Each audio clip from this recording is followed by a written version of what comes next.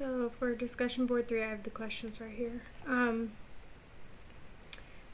In the TED Talk by Stella Young, she discusses something that sometimes that people with disabilities are objectified for the benefit of individuals without disabilities. Do you agree or disagree, and why? I said I agree with what Stella said. Like, she showed all those images of disabled individuals doing varying activities.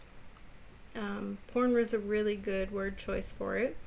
We use it as motivation, but it's objectifying other people.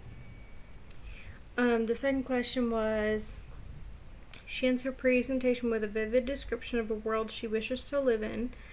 And one of the quotes, as a future teacher, how will you continue to question what you think you know about disabilities and diversity?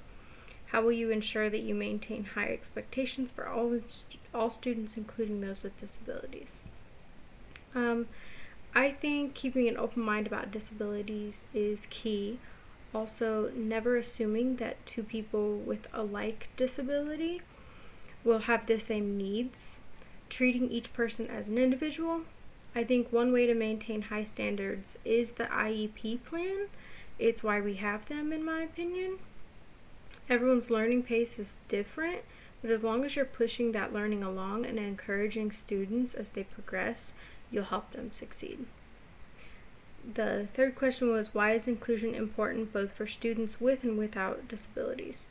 I said inclusion is important regardless of who you are, where you're at, whatever. No matter the circumstances, it's vital we include everyone. It's important because inclusion makes others feel valued as well.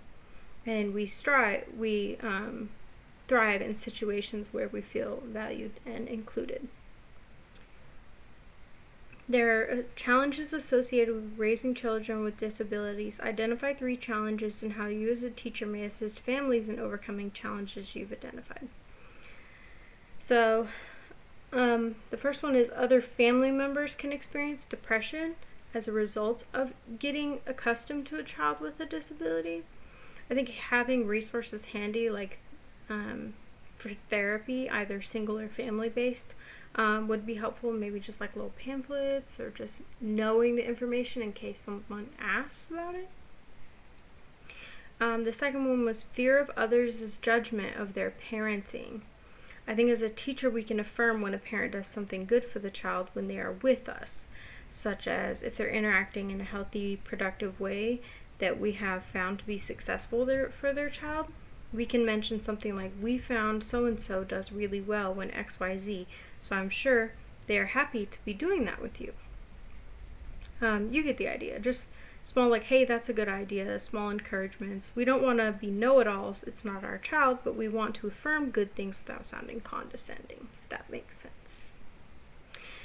The third thing is sometimes siblings may not react as well as we have hoped.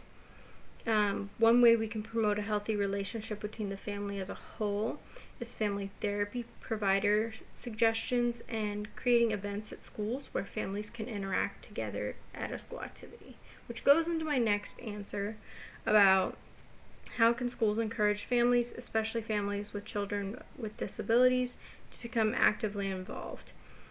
I think this is a challenging one because you can't force anyone to do anything, but making things enticing and fun helps.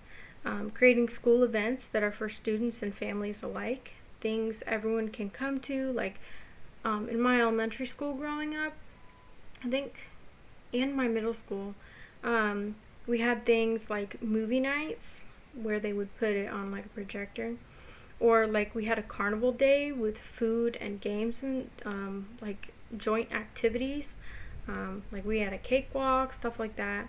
It also helps parents interact with the staff as well to better know who's with their children and their peers, and so I thought that was one thing. That's my input.